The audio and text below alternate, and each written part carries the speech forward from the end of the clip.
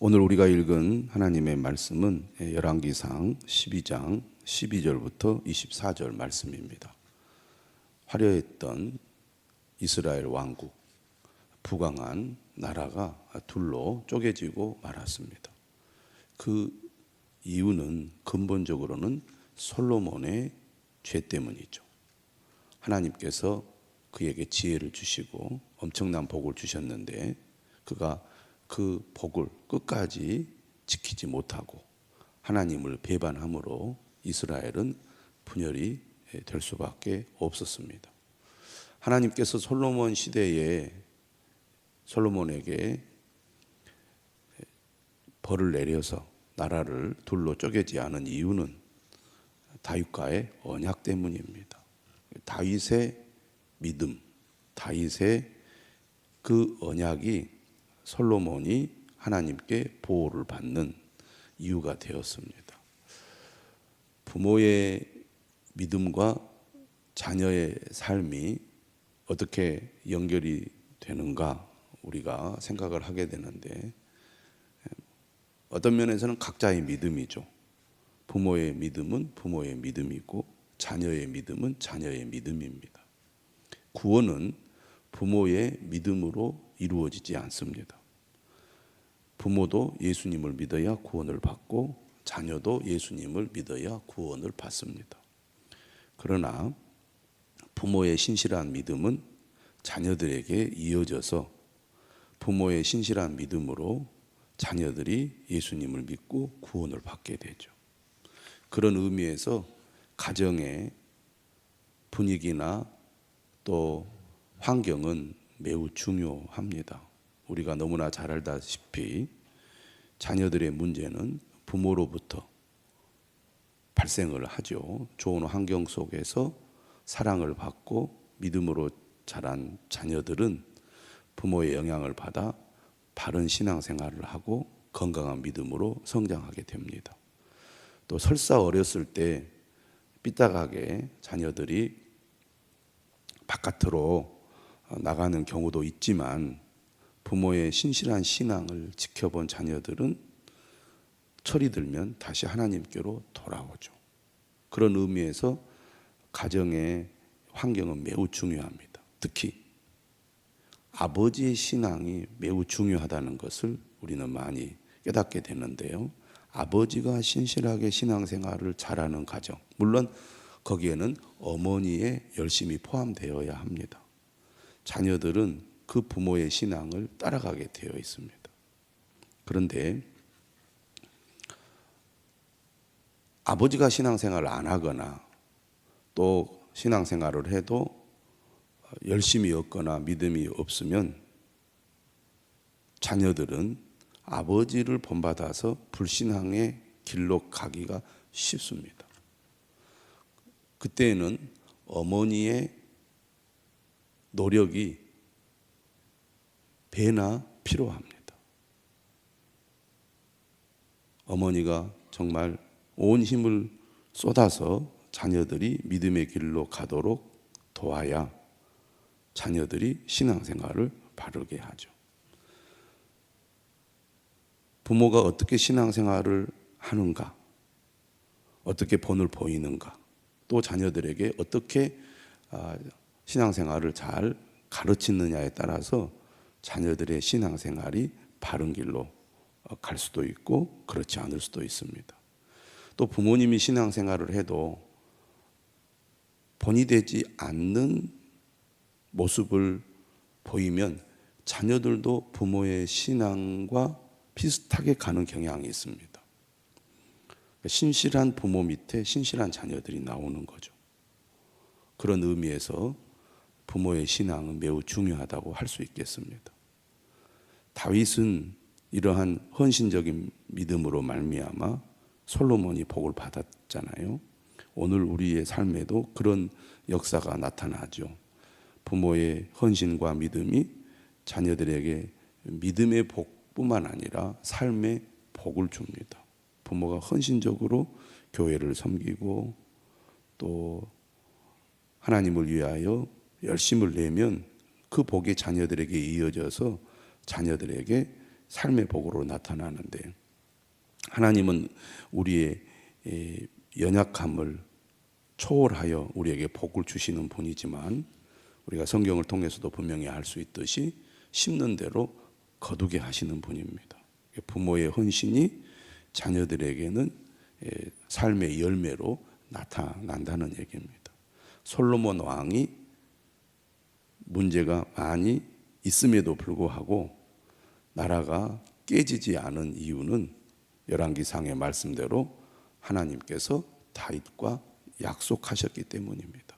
그런 의미에서 우리가 신앙생활을 신실하게 잘 해야 된다, 이렇게 말할 수 있겠습니다. 특히 자녀들을 위해서 신앙생활을 열심히 하는 것 매우 중요합니다. 지금 이 시대는 불신앙의 시대라고 말할 수 있겠죠. 세속화가 아주 어느 때보다 더 강하게 나타나는 시대이기 때문에 오늘 우리 한국의 그리스도인들은 어떻습니까? 신실한 신앙생활, 또 열심히 있는 신앙생활을 하고 있지만 자녀들에게 신앙의 지도를 제대로 못하고 있는 그런 현실이기도 합니다. 솔로몬에게 다윗은 신앙을 강조했고, 하나님께서도 하나님을 가까이 하는 솔로몬에게 순종을 강조했지만, 긴 왕의 통치 기간 동안 그것을 끝까지 유지하기는 쉽지 않았습니다. 왜냐하면 다윗은 신앙을 잘 지킬 수 있는 배경이 있었습니다. 그건 바로 고난이었죠. 다윗은 계속된 고난을 통해 하나님을 의지하는 신앙을 지킬 수 있었다고 볼 수 있습니다. 반면 솔로몬은 처음부터 끝까지 어떻습니까? 풍요로운 삶, 모든 것이 다 갖춰진 삶을 살았기 때문에 그가 하나님을 계속 의지하기는 쉽지 않았을 겁니다. 오늘 우리도 마찬가지죠. 우리 자녀들의 삶은 어떻습니까? 기성세대와 달리 모든 것이 갖춰진 그런 환경 속에서 태어나고 자라고 성장하다 보니 굳이 하나님을 간절히 찾을 만한 이유를 발견하지 못합니다. 그런데다가 부모 세대가 자녀들에게 철저한 신앙 교육을 하거나 또 신앙 지도를 하지 않다 보니까 아이들이 열심히 신앙생활을 잘 하지 않게 되는 거죠. 그런 의미에서 르호보암은 아버지로부터 신앙의 유산을 제대로 받지 못하고 아버지의 부정적인 영향을 더 많이 받았습니다. 왕이 자신의 뜻대로 모든 것을 할 수 있다는 것을 보았고, 자신이 누린 모든 이 환경이 풍요로운 환경 속에서 부족함이 없이 자랐기 때문에 자신이 마음 먹은 대로 자신이 하고 싶은 것을 언제나 할 수 있다는 그런 생각을 하고 그는 자라왔습니다. 그러다 보니 자신만 생각하지 백성들이 어떤가에 대해서는 깊이 생각을 못했다는 겁니다.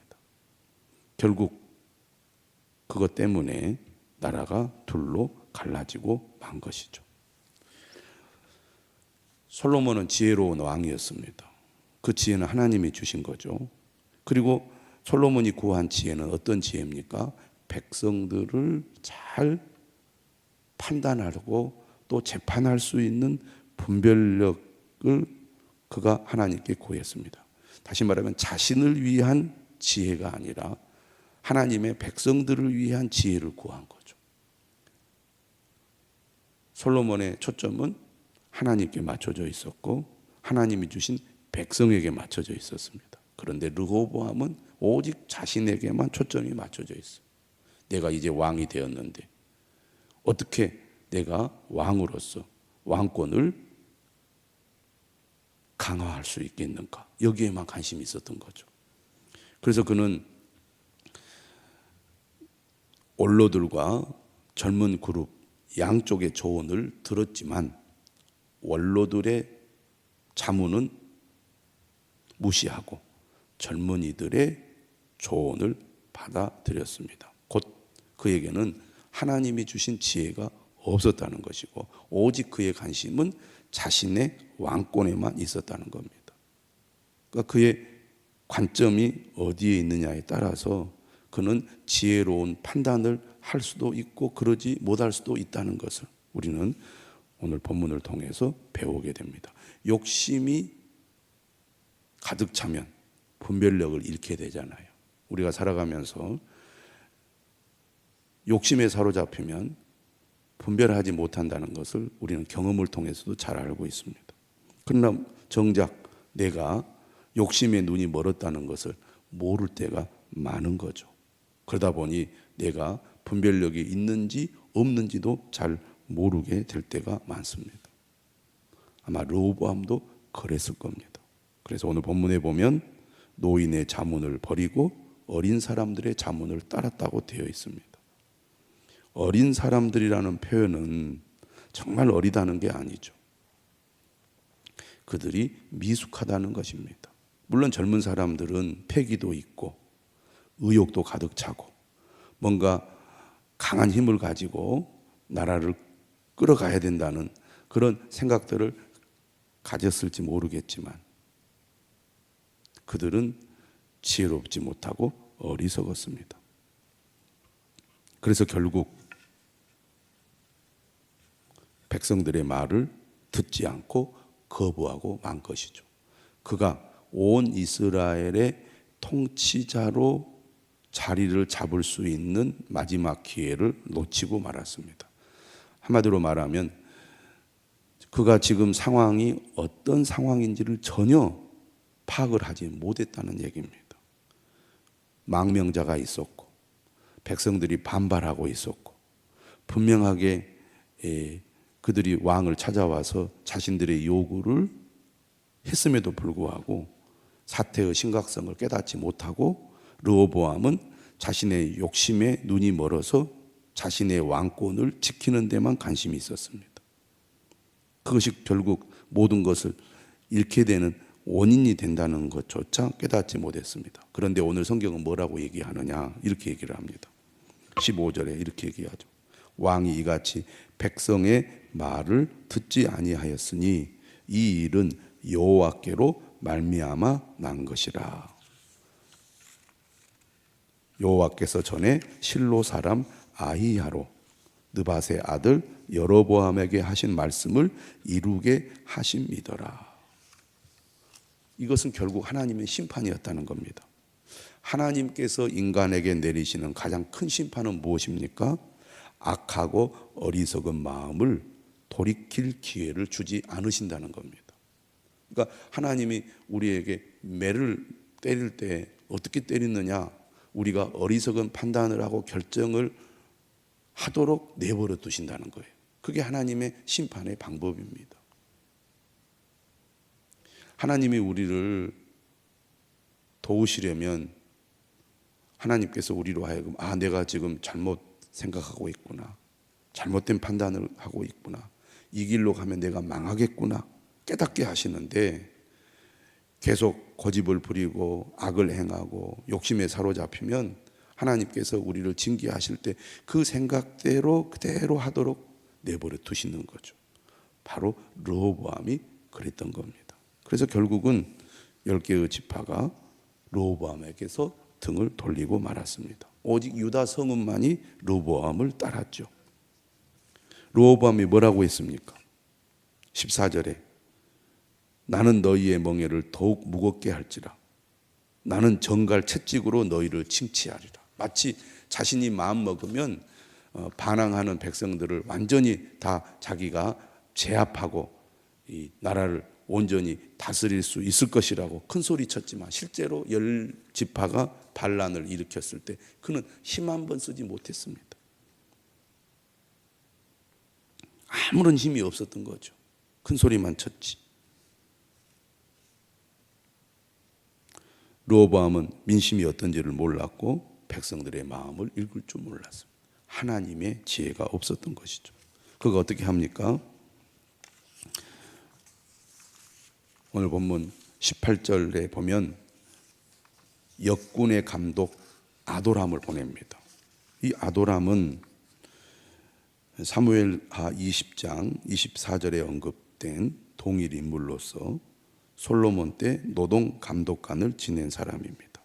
이 사람은 다윗 시대에 발탁되어 솔로몬 때까지 감독관을 지낸 원로 관리죠. 르호보암은 이제야 원로들을 활용한 것입니다.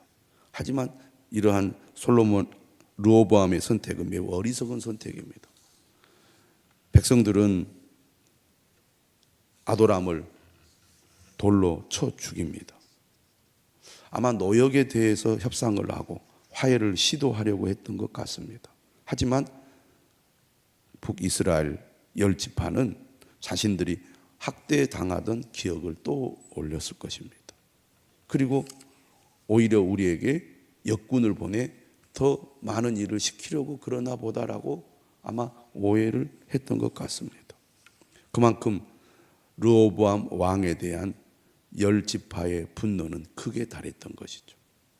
그래서 19절에 보면 이스라엘이 다윗의 집을 배반하여 오늘까지 이르렀더라. 르호보암 왕은 이렇게 반란을 일으킨 10지파의 겁을 먹고 급히 수레에 올라 예루살렘으로 도망가고 말았습니다. 오직 유다 지파만 다윗을 따르게 된 것이죠. 르호보암은 21절에 보면 여전히 현실은 파악하지 못하고 욕심에만 눈이 멀었습니다. 유다 지파와 베냐민 지파를 모아서 그들을 무력으로 제압을 하려고 했습니다. 무려 18만 명이라는 많은 수가 모였습니다. 하지만 22절에 보니까 하나님의 사람인 스마야를 통하여 하나님의 말씀이 전해지죠. 23절에 보면 뭐라고 얘기하냐면 너희는 올라가지 말라. 너희 형제 이스라엘 자손과 싸우지 말고 각기 집으로 돌아가라. 이 일이 나로 말미암아 난 것이라.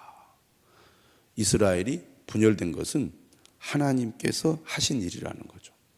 다시 말하면 르호보암은 결국 하나님의 뜻에 굴복하고 말았습니다. 물론 그는 북이스라엘과 전쟁을 벌여서 그들을 완전히 제압하고 온 이스라엘의 왕이 되고 싶었을 것입니다. 하지만 하나님이 허락하지 않으신 거죠.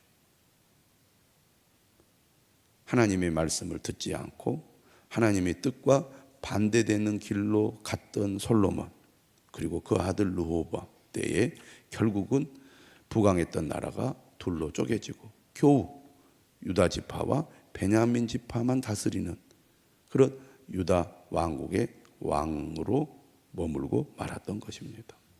하나님이 은혜 주시고 복 주셨는데 그것이 하나님으로부터 온 것임을 깨닫지 못하고 마치 자신이 능력이 있어서 그렇게 된 것처럼 착각하고 여전히 자신의 힘으로 모든 것을 할 수 있다고 착각한 르호보암, 그는 많은 것을 이룰 수밖에 없었던 것입니다. 우리는 겸손한 마음으로 늘 하나님의 뜻을 쫓을 것뿐만 아니라 끝까지 하나님의 말씀에 귀를 기울여야 하겠습니다. 그래야 우리가 하나님의 은혜와 도우심을 받게 될 것입니다.